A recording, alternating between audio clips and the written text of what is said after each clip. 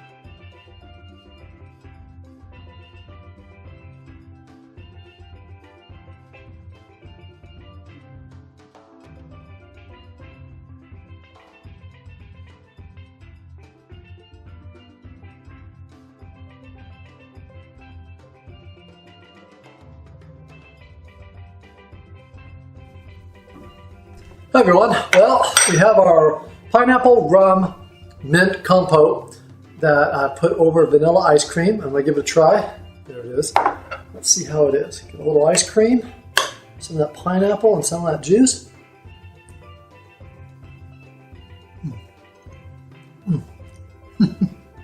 That's really good.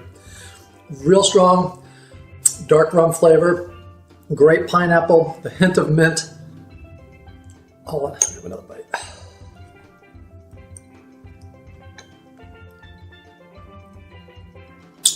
Yeah, this one's a keeper. So if you excuse me, I'm going to go ahead and finish my ice cream now.